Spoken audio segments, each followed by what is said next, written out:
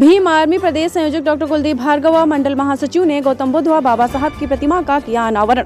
इस अनावरण में कुलदीप भार्गव ने विपक्ष पर निशाना भी साधा। नमस्कार, स्वागत है आपका ऑन न्यूज में। मैं हूं आपके साथ रिंकी वाजपेयी। सीतापुर में गौतम बुद्ध व बाबा साहब की प्रतिमा का अनावरण किया गया। साथ ही विपक्ष पर निशाना साधते हुए संगठित रहने की बात कही। दिनांक 11 दिसंबर 2022 को सीतापुर विधानसभा के रामपुर गांव में तथागत गौतम बुद्ध व बाबा साहब की प्रतिमा का अनावरण किया गया, जिसमें भीम आर्मी प्रदेश संयोजक डॉक्टर कुलदीप भार्गव व मंडल महासचिव जिला प्रभारी सुनील राठौर, जिला संयोजक भीम आर्मी राकेश राजवंशी, जिला अध्यक्ष आजाद समाज पार्टी सूरज चौधरी, विनोद भारती, जिला प्रवक्ता भीम आर्मी सीतापुर विश्वदीप चौधरी, RK चौधरी व भीम आर्मी के साथी मौजूद रहे, जिसमें शिक्षा को महत्व देते हुए डॉक्टर कुलदीप भार्गव के कर कमलों द्वारा बच्चों में पुस्तक और पेन बांटे गए। शिक्षा पर अधिक जोर देने की बात कही गई। सामाजिक न्याय और राजनीतिक हिस्सेदारी की बात करते हुए डॉक्टर कुलदीप भार्गव ने वहां की जनता को संबोधित किया तथा बाबा साहब की विचारधारा को यूं ही आगे बढ़ाते रहने का संकल्प लिया। अगर धोखा दिया तो मेरे समाज के पढ़े लिखे लोगों ने, हम पढ़े लिखे तो हैं, हम यहाँ जितने भी बैठे हैं लगभग मेरे हिसाब से 70-80% लोग पढ़े लिखे हैं, लेकिन पढ़ा लिखा मतलब ये भी है कि जो डॉक्टर, इंजीनियर, वकील, जज ये बन गए, वो मूवमेंट को बिल्कुल भी चला नहीं चाहते। वो हमेशा इस चीज से डरते हैं कि कहीं ऐसा ना हो कि मैंने भरी सभा में बाबा साहब का नाम ले लिया तो मेरे ऊपर जो अधिकारी बैठा है कल को मुझे सस्पेंड कर दे।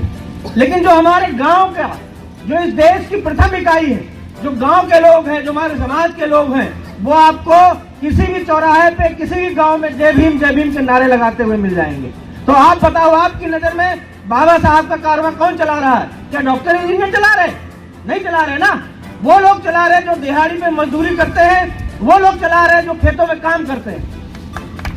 शहरों में जब आप जाओगे तो शहरों में जहां जहां भी बाबा साहब की तथागत की आपको प्रतिमाएं मिलेंगी, वो या तो कोई सरकार रही ऐसी जो हमारे समाज की सरकार रही, उन्होंने स्थापित की, या तो निकम्मी सरकारें जो हमारे समाज का वोट लेना चाहती है, उन्होंने बाबा साहब की प्रतिमा शहर में लगा रखी है। लेकिन जब आप गांव जाओगे तो गांव में जहां आपको मिलेगी वहां पर उनका रखरखाव भी अच्छे से मिलेगा और उनको मानने वाले लोग भी मिलेंगे आपको। रामपुर के वासियों से मेरा आज एक धन्यवाद तो है ही, मैंने आपको इसीलिए बुलाया, आप सब कमेटी को।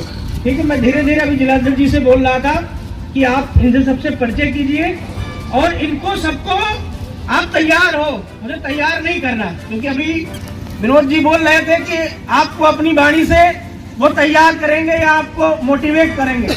मोटिवेट नहीं करना, क्योंकि आप सब मोटिवेट हो। हम सबको अपने भीतर पहचानने की जरूरत है कि हमारे भीतर शक्ति क्या है। जैसे कि अभी हमारी बहन लज्जा जी, आप भी आइए यहीं, आपसे मुलाकात वहां हुई थी जब मैं गया था। आइए आप भी आइए। तो जब इनसे मुलाकात हुई, कुछ ना कुछ तो इन्होंने सुना होगा ना कि मैं कुछ अच्छा बोल रहा हूं, तो इसी वजह से इन्होंने आग्रह किया होगा कि उनको बुला लीजिएगा। मैं आपका भी बहुत बहुत धन्यवाद करता हूं, क्योंकि इस देश का सबसे बड़ा स्तंभ अगर है तो वो मातृशक्ति है। ये हमारी बहनें हैं जो बैठी हुई हैं, क्योंकि आपके बिना सब कुछ असंभव है। हम चाहे कुछ भी कर लें, हम बाहर में जाते हैं, बाबा साहब के सपने दिखाते हैं, बाबा साहब के कारवां को आगे बढ़ाने की बात करते हैं, लेकिन कुछ निकम्मे लोग हमारे घर में आके हमारी बहन और हमारी माताओं को पाखंड में ले जाते हैं। आज अगर आप बैठे हो तो आपको एक चीज और सबका धन्यवाद करना चाहिए। इन दो जो बाबा साहब और तथागत के अलावा, मैं उनको आज जरूर नमन करूंगा जिन्होंने इस रीढ़ को तैयार किया इस देश में, और उनका नाम भी आपको बताना चाहता हूँ।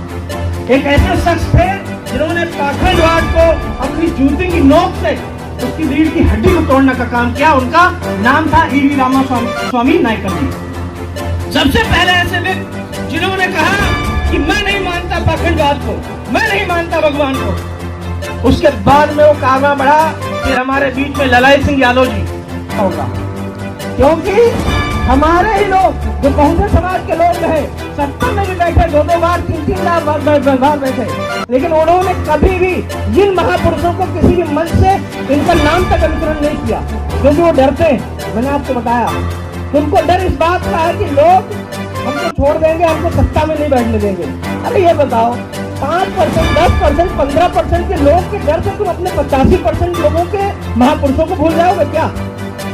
हम भूल जाएंगे क्या? नहीं भूलेंगे ना। उनको ये मालूम था कि ये जो ललाई सिंह यादव, नायकर जी, इनके सबके नाम छुपा लिए जाएंगे इतिहास में, कभी जान नहीं पाएंगे। अभी हमारा छोटा भाई विनोद भारती भी बोल रहे थे कि इन्होंने समझा ही नहीं, कभी सोचा ही नहीं था कि कोई ऐसी एक पीढ़ी आएगी, पढ़ी लिखी पीढ़ी, जो अपने महापुरुषों को पढ़ेगी और फिर उसके अंदर में एक चेतना जगेगी।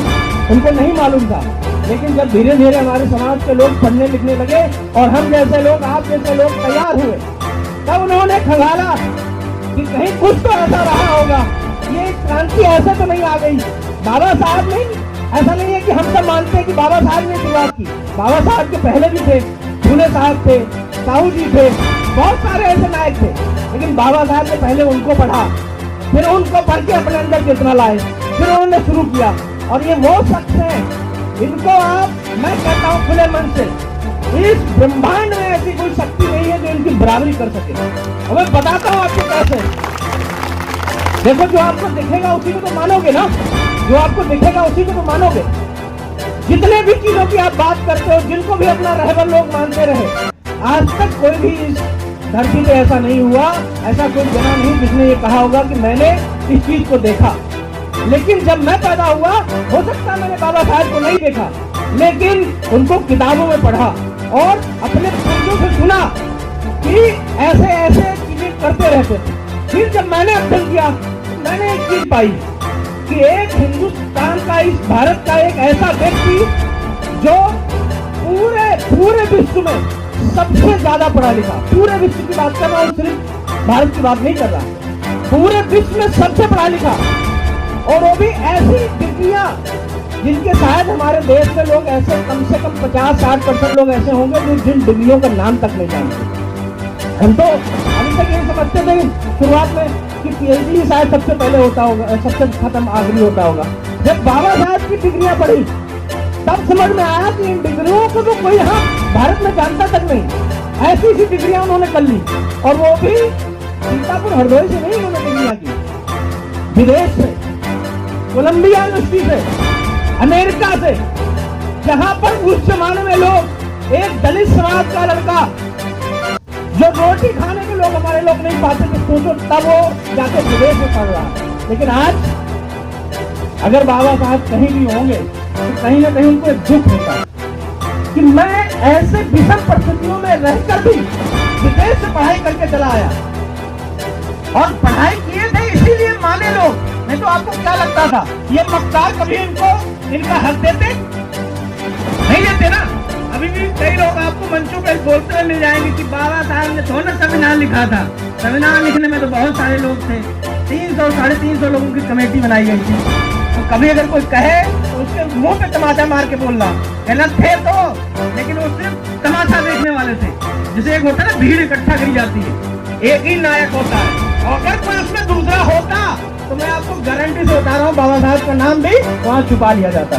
लेकिन इनके बाद में पूरे भारत में ऐसा कोई व्यक्ति नहीं था, ऐसा कोई विद्वान ही नहीं था जो संविधान लिख सकता, इसलिए इनको मजबूरन देना पड़ा कि आप लिख दो। और जब उन्होंने लिखा, उसके बाद भी आप देखो, मैं अभी अपनी बहन की किताब पढ़ा, कल की बात, रात की बात बता रहा हूँ, वो 8th क्लास में है, सीबीएसई बोर्ड में, और उसमें बाबा साहब का नाम लिखा हुआ था भीमराव रामजी अम्बेडकर। बता, बाबा साहब ने कभी भी अपना नाम रामजी अम्बेडकर लिखा क्या? नहीं लिखा ना। आखिर ये नाम कहां से आया? सीबीएसई की बोर्ड में, सिलेबस में, क्योंकि राम जी उनके पिता में जुड़ा हुआ था। मनवादियों ने क्या किया, क्योंकि वो चाहते हैं कि वो राम जी का नाम हर जगह आए, हर मुख में आए, तो उन्होंने उठा के बाबा साहब के नाम में भी जोड़ दिया। तो पहली बात तो पिता का नाम हमारे यहाँ जब लगता है तो आखिरी में लगता है, सरनेम लगता है कि नहीं लगता? तो उन्होंने इसलिए जोड़ा कि जब आप इनको पुकारो, उसमें आप हमारे भी देवता को पुकारो।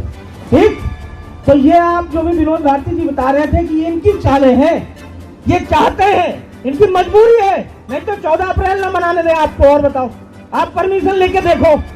मैं तो इस देश में चंद्रशेखर भाई को धन्यवाद करता हूँ कि अगर उन्होंने भीम आर्मी न बनाई होती तो आज आप शायद यहाँ पर ये मूर्ति स्थापित भी न कर पाते। मैं आपको चैलेंज के साथ कह रहा हूँ, नहीं कर पाते साहब। अब तक आ गई होती पूरी फोर्स। आपके बगल में कितने गांव हैं मैं बताऊं आपको, हमारे जिला कि हर दिन, हर रोज कहीं ना कहीं से ऐसा आता है खबर कि भैया प्रतिमा लगाना चाहते पर प्रशासन लगाने नहीं दे रहा, और प्रशासन लगाने के लिए दे रहा है। प्रशासन से पूछते हैं कि भाई तुमको क्या दिक्कत है, कोई अपना मंदिर बना रहा है, हमने तो कभी नहीं टोका। तो अगर कोई हम अपने महापुरुषों की प्रतिमा लगा रहे हैं, आपको क्या दिक्कत है? तो एक क्या नाम था उस गांव का? बेड़ा नहीं, वो महादापुर में ऐसे ही जब प्रतिमा लगाने की बात आई, उन्होंने तब्दील कर दिया पूरे गांव को। तो मैंने एसडीएम को फोन किया, उससे मैंने पूछा बताओ दिक्कत क्या है। तो उन्होंने बताया कि दिक्कत ये है कि उसी गांव में जो ये बात बहुत आपके लिए सबके लिए बहुत बहुत महत्वपूर्ण है, यहाँ से लेके वहां तक। उन्होंने कहा उस गांव में 2 जाति के लोग रहते हैं, इसको आप समझिएगा खेल को। उन्होंने कहा उस गांव में 2 जाति के लोग रहते हैं, एक तो पासी है और एक चमार है। तो चमार लगाना चाहते हैं बाबा साहब की प्रतिमा और पासी लोग उसका विरोध कर रहे हैं। तो हमने कहा अच्छा। तो हमने कहा कि कितने पासी विरोध कर रहे हैं, लगभग कितने होंगे? तो बोले ये तो मुझे नहीं पता। तो मैंने कहा मैं आपको बता रहा हूँ, उस गांव में मात्र एक घर है पासियों का। अच्छा आप देखो इनकी चाल देखो, इनको मालूम था कि ये लोग मूर्ति लगाना जा रहे हैं, तो उन्होंने एक घर को तैयार कर दिया कि भैया ऐसा है तुम विरोध करो, नहीं तो जितनी ग्राम समाज की जमीन है ये सब कब्जा कर ले जाएंगे सारे चमार। उसके अंदर में कुछ नहीं विद्रोह, एक घर जिसका होगा, जिस गांव में विद्रोह करने की हिम्मत है उसकी, लेकिन कहीं से बल मिलेगा तभी तो विद्रोह करेगा। उसने शिकायत की। तो हमने उनसे कहा था एक बात कि हम तो उसको समझा लेंगे, क्योंकि हमारे जिलाध्यक्ष को जब ये दोनों जिलाध्यक्ष वहां पहुंचे, हमने कहा बात करना उससे जो विरोध कर रहा है। हमने कहा उसको समझा लूंगा, लेकिन साहब एक मेरी बात याद रखना, और ये मैं ऑन रिकॉर्ड बोल रहा हूँ। मैंने उनसे कहा कि एक बात याद रखना, अगर बाबा साहब की प्रतिमा ना लगने दी आपने, तो फिर इस सीतापुर जिले में कोई भी मंदिर नहीं रहेगा, आप ध्यान रखिए। मैंने जिलाध्यक्ष जी से कहा और चिन्हित कर लो सारे, फिर कर से हमारे सारे लोग जो है वहीं तो खड़े हो जाएंगे। और नगर नहीं नाम मैं करवाता हूँ, फिर 2 घंटे 3 घंटे। अब ये मैं आपको इसलिए बात यहाँ पर बताया कि एक समाज को दूसरे समाज से लड़ाना इनसे बेहतर कोई नहीं जानता। वीडियो को तो देखा होगा मेरे साथ, 2 भेड़ों को छूट के सींग पकड़ के ऐसे लड़ा दिया जाता है, तू बेटा, और दोनों तेजी से भागते हैं एक दूसरे की ओर। आप बताओ, आप जब दोनों भाग चुके हैं तो वहां पर संभावनाएं कैसी? अगर लड़ेंगे तो खोपड़ी दोनों की फूटेगी, जो मजबूत होगा उसकी बच जाएगी, जो कमजोर होगा उसकी फूटेगी। संभावना यदि होती कि दोनों की फूट जाए, और अगर घूमा तब भी कुछ ना कुछ फूटेगा कि नहीं फूटेगा? मतलब मरना तो है आपको। लड़ा दिया हमने, और वो कबूतर मुर्गा भेड़ ऐसे ही लड़ाते हैं और बैठ के ताली बजाते पैसा लगवाते हैं हमारे लोगों को कि जो तुम कमा के आए हो इसी में लगाओ, और ये भेड़ हम तुम है। ये पासी समाज, धोबी, धानुक, यादव, राठौर जितने हैं यही है। मेरी बात को, इस बात को समझ लो। और आपको भेड़ जैसे कबूतर जैसे लड़ाया जा रहा है, मत डरो। सबसे पहले अगर आपको सीखने की जरूरत है, बाबा साहब के 3 सिद्धांत कौन से थे? शिक्षित रहो, संगठित रहो और संघर्ष करो, यही थे ना? बहने जो छोटी छोटी बैठी, बात को समझो। क्या कहा बाबा साहब ने कि शिक्षित बनो, संघर्ष करो और संगठित रहो। अब देखो कि हमारे लोग शिक्षित तो हो रहे हैं, लगभग सब बच्चे पढ़ने जाते होंगे, लेकिन शिक्षा आती है तो संगठित नहीं है। आपके गांव में कितने लोग होंगे बहुजन समाज के? बहुत लोग होंगे मेरे हिसाब से, क्यों दादा? लेकिन है तो यहाँ पर लगभग 100-150 लोग। क्यों नहीं निकले वो? क्योंकि उनको डर है कि कहीं अगर बाबा साहब के कार्यक्रम में जाएंगे, ऐसा ना हो कि प्रधान जिला पंचायत को मेरी कॉलोनी काट दे। मैं फिर कहता हूँ, आज भी गाड़ी में अपने साथियों को मैं एक चीज बता रहा था, वो आपसे भी मैं बताऊंगा। मैंने गाड़ियों में अपने साथियों को बताया, इस देश में सबसे जल्दी अगर कोई पैसा कमाता है तो पता है कौन है? भिखारी। 1 मिनट में हाथ फैलाता है, तुरंत पैसा हाथ पे, ठीक? और जो 1 दिन में पैसा कमाता है वो मजदूर, जो दिहाड़ी पे काम करता है, पूरा दिन काम करता है, रात में पैसा पा जाता है कि नहीं? 200-250 रुपये। और जो 1 महीने में कमाता है वो होता है कौन? नौकरी वाला, उसकी महीना तनख्वाह आती है। और एक व्यक्ति ऐसे होते हैं जो दुकानदार और ये छोटी मोटी दुकानदार अपना बिजनेस कर रहे हैं, इनकी जो कमाई है वो साल में जाके पूरी निकल के आती है। और इस देश में जो सबसे ज्यादा पैसा कमाता है पता है वो कौन है? बिजनेसमैन। वो कमाता है कभी 10 साल में, 15 साल में, 20 साल में, तो 10 साल लगाता है फिर कमाता है। और आप जब नजर दौड़ाओगे ना, और सबसे ज्यादा पैसा कौन कमाता है? भिखारी की वो आखिरी वाला मैंने जो बताया। तो देख लो, आपको जल्दी जो कमा रहा है वो कम कमा रहा है, जो देर में कमा रहा है वो ज्यादा कमा रहा है। आपको कैसा बनना है? जल्दी वाला कि देर वाला? इंतजार करो, ये एक कॉलोनी से भला होने वाला है तुम्हारा क्या? आज तुम अकेला हो, एक कॉलोनी देंगे वो, ठीक है तुम रह लोगे छत में, तुम्हारे 4 लड़के हुए, 3 लड़के हुए, वो कहाँ रहेंगे? जगह तो तुम्हारे पास उतनी ही है ना, 2 मंजिल 3 मंजिल कितना बना लोगे उसके ऊपर? तुमको लड़ना होगा किस चीज के लिए? नौकरी के लिए। जिस कुर्सी में बैठ के इस देश के सारे कानून बनाए जाते हैं, नियम बनाए जाते हैं, आप बताओ, आप एक कॉलोनी के लिए लड़ रहे हो आज, और मैं इसलिए लड़ रहा हूं कि मैं अपने लोगों को कॉलोनी दे कैसे पाऊंगा। जिस दिन मेरे हाथ में सत्ता आएगी, आपके हाथ में सत्ता आएगी, उस दिन आप अपने लोगों को सबको घर में 2-2 4-4 मकान बनवा सकते हैं। आज आप एक चीज की लड़ रहे हो, तुम भिखारी मत बनो। इस बहुत सारे वही लोग हैं जो आपके दुश्मन हैं। तो वो लोग जो घर में बैठे हैं, यहाँ से मैं उनसे कहना चाहता हूँ, आप घर में बैठे रहो, दिक्कत नहीं है, लेकिन जो लोग यहाँ खड़े हुए, एक समय ऐसा आएगा कि ये लोग इस देश में भागीदारी अपनी ले रहे होंगे, और आप लोग आज भी भिखारी हो, कल भी भिखारी बने रहोगे। ये मेरा वादा है आपसे, क्योंकि जिसने अपने हक की रोटी छीनना नहीं जाना, उसको कभी कुछ नहीं मिला। फेंक के तो कुत्ते को भी दिया जाता है। अब आप निर्धारित करो कि आप शेर बनना चाहते हो कि कुत्ता बनना चाहते हो, कि आपको दरवाजे में बैठे रहोगे दिन भर, और फिर आएगा रात का बचा कुचा आपको फेंक देगा, कहेगा खा लो, और या आप शेर जैसे दहाड़ मार के कि नहीं इस पे हक हमारा है, हम छीनेंगे, तुम भूखे मरो, मुझे फर्क नहीं पड़ता, हम अपना हक काल लेके रहेंगे। और मेरा मानना है, और आप सबसे भी कहना चाहता हूँ, जितने यहाँ के लोग खड़े हुए, कि ये प्रतिमा मात लगाने से आपका काम नहीं होने वाला।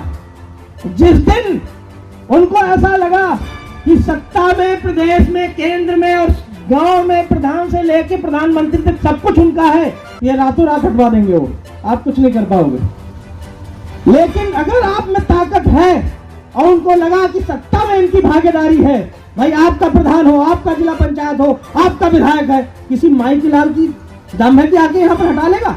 बताओ तुम पहले, नहीं हटाएगा ना। लेकिन दिक्कत ये है कि जिनको आप बना रहे हो वो भी आपके साथ नहीं खड़े। मैं सही कह रहा हूँ ना दादा? नहीं खड़े ना, तो उनको जरूरत है मुंह तोड़ जवाब देने की। देखो मैंने अभी आपसे कहा कि कुत्ता मत पालो, शेर पालो। नेता अपना शेर बनाओ, ऐसा शेर बनाओ जो किसी भी की जबड़े से निकाल लाए। अगर नहीं निकाले, बाबा साहब ने कहा था, मान्यवर साहब ने भी इस चीज को दोहराया कि अगर हमको कुछ मांगे नहीं मिलता है तो हमको उसके लिए लड़ना पड़ेगा। लेकिन हमारे लोग खाली घर में बैठे हुए हैं कि महीने की पर्ची कटेगी तो 5 किलो राशन मिल जाएगा। ठीक, मत खाओ, मरोगे क्या भूखे? बताओ तुम पहले, जब राशन नहीं मिल रहा था तो मर रहे थे क्या? लेकिन आपको राशन देख के और निकम्मा बना दिया गया, क्योंकि अब तो लोग मजदूरी भी नहीं करना चाहते। अब तो सोच रहे महीने का तो 25 किलो मिल जा रहा है, उसी में हमारा परिवार का तो भला हो ही जा रहा है। तो आपको नकारा बनाया जा रहा है।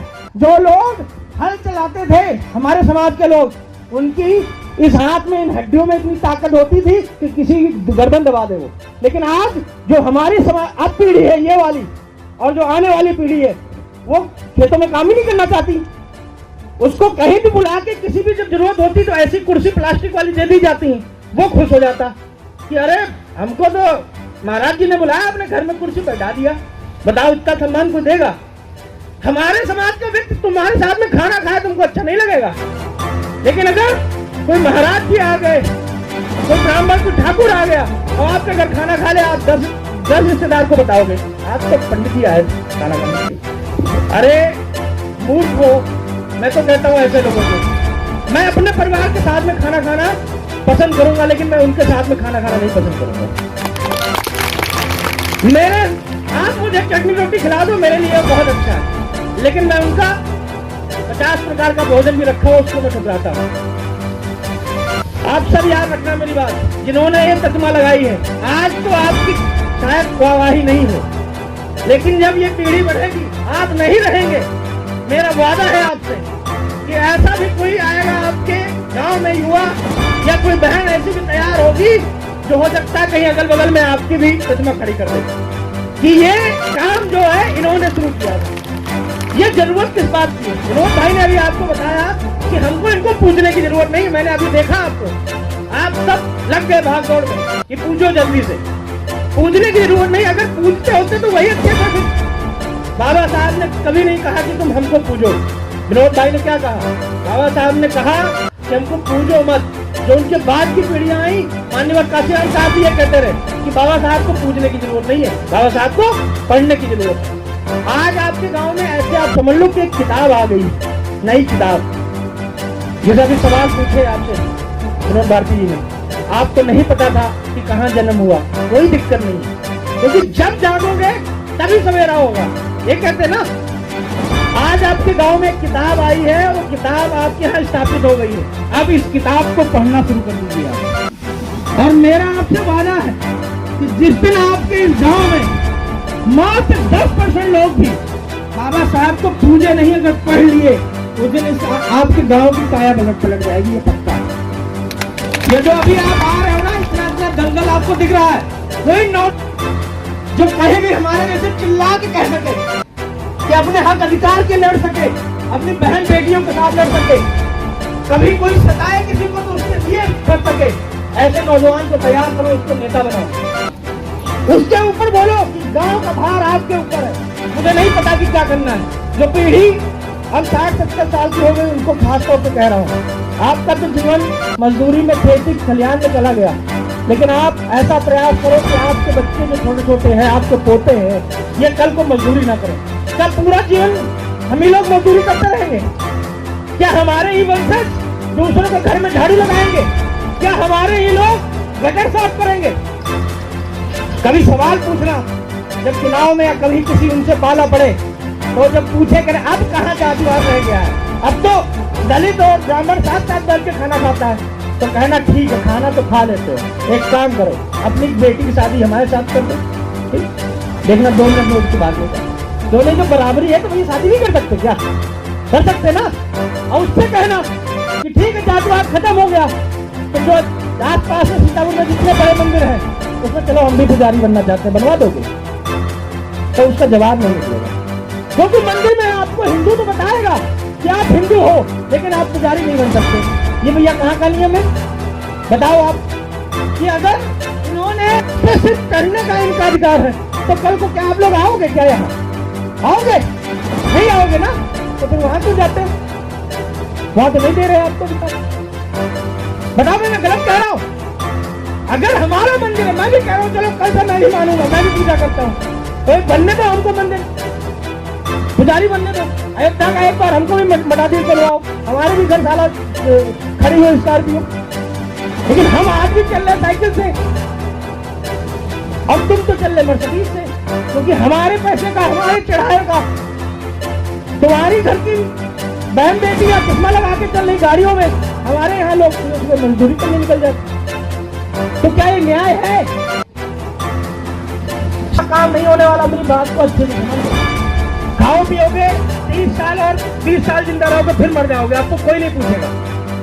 बताओ आपको याद है आपकी सास या आपकी दादी खत्म हो गई, आज उनको आप याद करती हो क्या? बस कभी कभार कोई चलन होता है तो बड़ी अच्छी थी, बस ऐसे आप भी मरोगे, आपको भी कोई याद नहीं करने वाला। लेकिन आज इनको आप क्यों याद कर रहे हो बताओ मुझे? क्योंकि कुछ ना कुछ तो किया इन्होंने ना। तो आप बताओ आपको क्या वैसा बनना है कि आपको कोई याद ना करे? आपको कम से कम प्रयास तो करना चाहिए ना ऐसा बनने का। तो मैं कह रहा हूं बाबा साहब को पूरा विश्व मान रहा है, आपको कम से कम आपके गांव के लोग तो मानेंगे। बाबा साहब ने कहा कि शिक्षित बनो। हमारे लोग नौकरी पेशे के लोग नौकरी पा गए, लेकिन वो भूल गए कि हमको पे बैक की सोसाइटी भी करना है, हमको अपनी सोसाइटी को बैक में कुछ देना भी है। वो आज अपना घर दिल्ली में बनवाए, लखनऊ में बनवाए, लेकिन उनको फर्क नहीं पड़ता कि हमारे गांव में आज कौन खाना खाया कौन नहीं खाना खाया। तो ऐसे पैसे को और ऐसी कोठी को मैं तो फिलहाल लात मारता हूं, मुझे आपका नहीं पता। मानवर काशीराम साहब को बहुत लोग जानते होंगे, जो लोग आप भी जानते होंगे। आपने कभी उनके तन पे कभी 20,000 का 10,000 का कपड़ा देखा क्या? एक शर्ट, साधारण सा शर्ट पहनते थे ऐसे।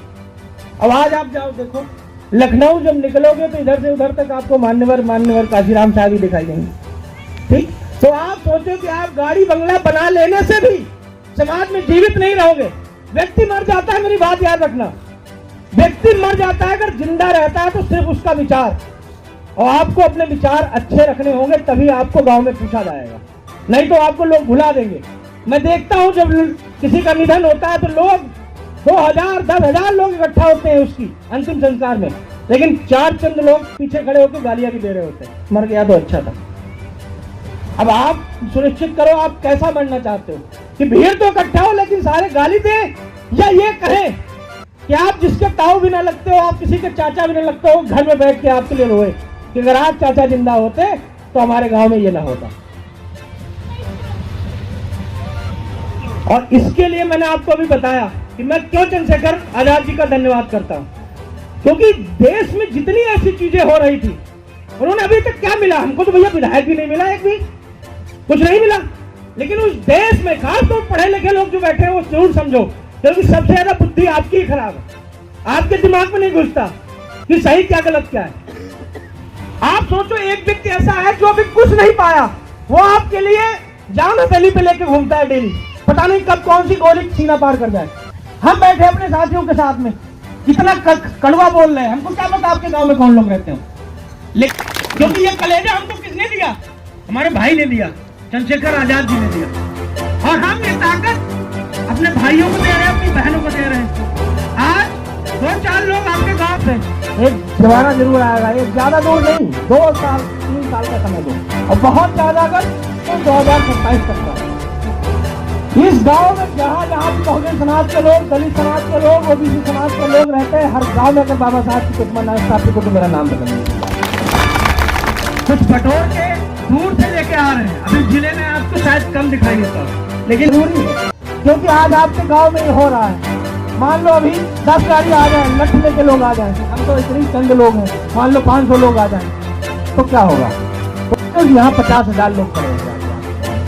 हम इतना ताकत से क्यों बोलते हैं, हमको नहीं पता कि आपके गांव में अगर हम पे कोई आक्रमण करने आए तो आप बचा पाओगे कि नहीं, लेकिन हमको पता है कि अगर हमको जरा सा भी कुछ हो गया तो इस प्रदेश में ऐसे तमाम लोग तैयार हैं जो कल के कल पूरा कितना सीतापुर परेशान हो जाएगा, प्रशासन परेशान हो जाएगा। आपके बीच में सुनील राठौर जी बैठे हुए, मैं चाहता हूँ खड़े हो जाए। आप मंडल में महासचिव भीम आर्मी के 4-5 दिन पहले की बात है, 4-5 दिन पहले कोई एक के आगे कुछ ऐसे ही बोल के चला गया, परसों या परसों इन्होंने पूरा मोहल्ला नीले गमछे वालों से भर दिया। अब प्रशासन परेशान हो, जिला अध्यक्ष से फोन करके कह रहा कि भैया इसकी जरूरत क्या थी, बता देते तो मैं पहले ही सारे अरेस्ट कर लेता। तो इन्होंने मुझसे बताया कल, हमने कहा क्या जवाब दिया, तो उन्होंने कहा हमने खाली इतना जवाब दिया कि हम तो अपने दोस्तों को बुलाया था अपना घर दिखाने के लिए, तो हमने कहा लगे हाथ अपने दुश्मन को पहचानवा दो। तो देखो यहाँ पर बाबा साहब का दूसरा वाला नियम चलता है, क्या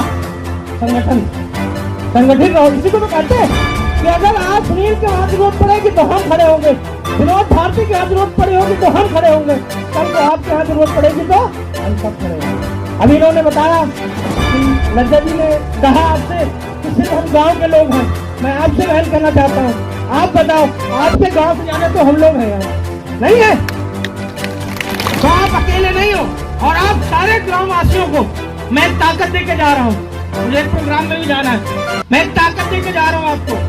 याद रखिएगा ये कारवां है, और इस कारवां को बढ़ाने के लिए आपको रोका जाएगा, आपको तोड़ा जाएगा, लेकिन मेरा आपसे अनुरोध है कि टूटिएगा मत। एक छोटी सी बात बता के जा रहा हूँ कि बाज देखा आपने, बाज बहुत ताकतवर पंछी है, आपको ही मालूम, लेकिन एक और जाति है कौवा।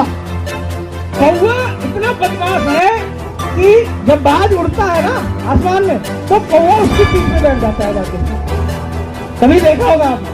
अब बाज गर्दन तो है नहीं कि घुमा के कौवे को खा जाए या मार ले, तो बैठ के वहां से टोट मारता है बाज को हमेशा।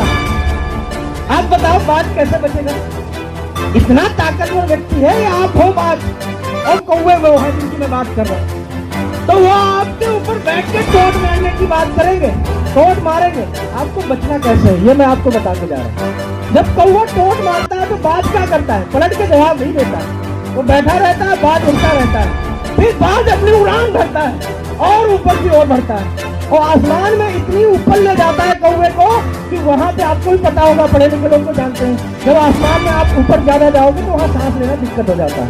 कौवे का एक समय ऐसा आता है कि वो सांस नहीं ले पाता वहाँ, तो कौवा फिर वहां से तुरंत भागता है कि अब तो मर जाएंगे।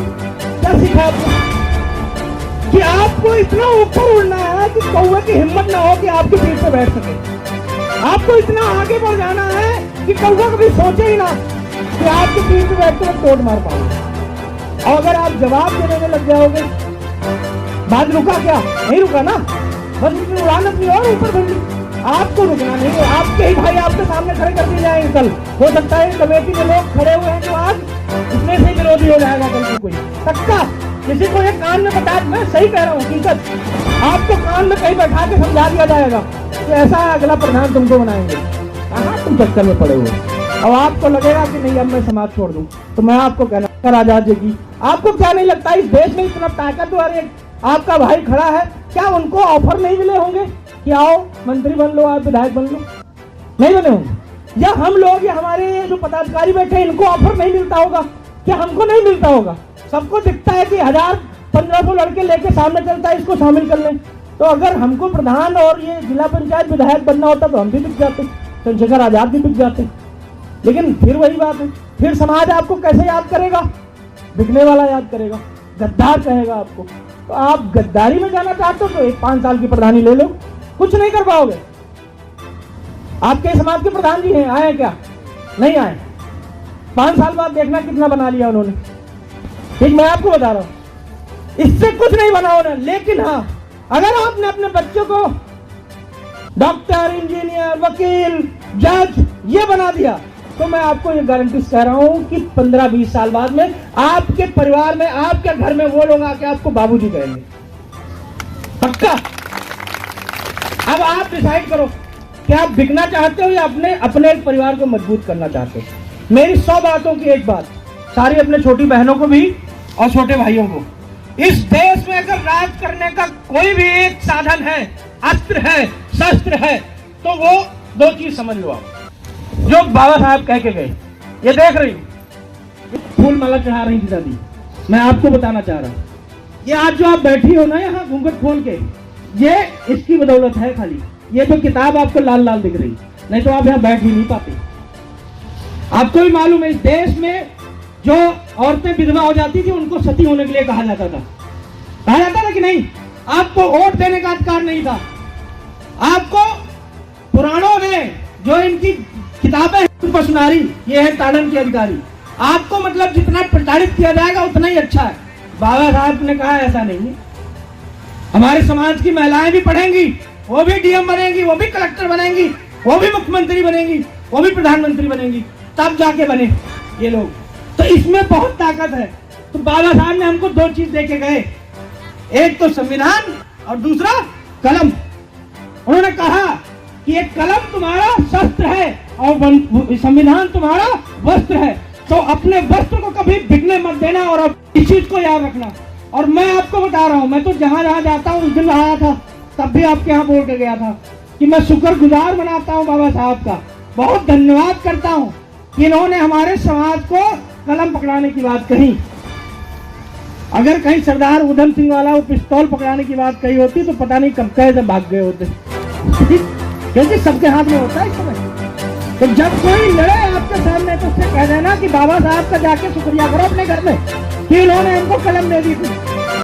अगर हाथ में कहीं कट्टा पकड़ाने की बात कह देते तो कब तक तुम खत्म थे। तो कभी नौबत ना आए, हम कलम को, संविधान को मानने वाले लोग हैं और हमको भैया ऐसे ही बना रहना चाहिए। और जिस दिन तुमने मजबूर किया, ये गाना बज रहा था, मैं बहुत सुन रहा था, इंजॉय कर रहा था उसको, कि जिस दिन तुमने मजबूर किया तो हर घर से फिर कुछ और भी खींचेगा। ठीक है, याद रखो, हमारे पूर्वज वही चलाते थे कि नहीं?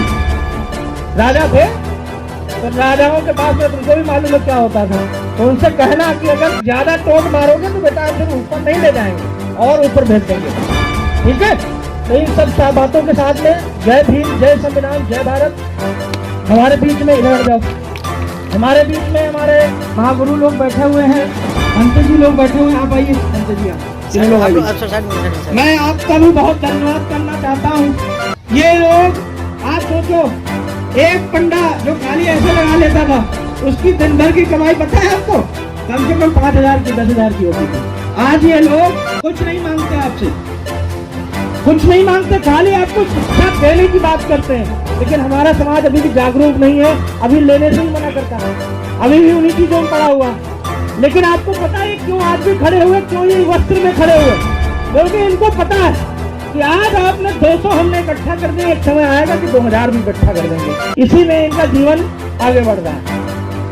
अभी इस देश में जितने भी बनते और हमारी बिचनियां, जितने भी लोग हैं, ऐसे जो लोग हो रहे हैं, उस समाज को नई प्रेरणा देने का काम कर रहे हैं। क्योंकि आपको बताओ, पढ़ लिख के जाओ, मैंने देखा सर कि ऐसे ऐसे लोग हैं जो बड़े बड़े अफसरों में बैठे हुए, लेकिन जाके वहीं झुक जाते हैं। और मेरा सर और आपका भी सर, कसम खाओ, ये सर जो है वो अगर झुकेगा तो यहाँ झुकेगा सिर्फ, इसके अलावा और कहीं नहीं झुकेगा। भले कटने को तो कट जाए, कहीं किसी भी मंदिर में नहीं झुकेगा, यहाँ झुकेगा सिर्फ। इनको पूछना मत, आपसे बार बार मैं कह के जा रहा हूँ, आप लोग भी ध्यान रखिएगा। आप आओ यहाँ पर बैठ के, कभी बंते जी लोगों को बुलाओ, हफ्ते में 2 हफ्ते में 10 लोग 20 लोगों को बैठाओ, उनको शिक्षा देने का काम करो। ये शिक्षा का मंदिर है, ये पूजा का मंदिर नहीं है। आप सबसे बता के जा रहा हूँ।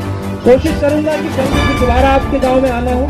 हमारी पूरी टीम बैठी, आज मौका नहीं पाई, नहीं तो बहुत अंदर उनके भी भड़ास बड़ी होगी कि हम बोलना चाहते हैं। मैं चाहूंगा ये लोग आपको मिलते रहेंगे। विनोद भारती जी, आपका बहुत बहुत धन्यवाद कि ये व्यक्ति इस क्षेत्र में, आपके माहौली क्षेत्र में बहुत दिनों से बहुत अच्छी मेहनत कर रहा है और लगा हुआ है। और बहुत बार इस पे आक्रमण होते हैं, लोग परेशान करने की कोशिश करते हैं, लेकिन उसको पता है कि आने वाला समय इसका है, इसलिए लगा हुआ है। तो तमाम अपने साथियों के साथ में भी और आप सबसे विदा लेना चाहता हूँ। जय हिंद। अर्नो न्यूज की आपसे गुजारिश है, अगर इसको बचाना चाहते हैं तो आप अर्नो न्यूज के रेड कलर सब्सक्राइब करने के लिए सब्सक्राइब बटन को दबाएं, फिर बेल आइकन की घंटी दबाएं। अर्नो न्यूज को बचाने के लिए बहुत जरूरी है कि हर खबर को शेयर करें, लाइक करें और हाँ, कमेंट करना बिल्कुल ना भूलें।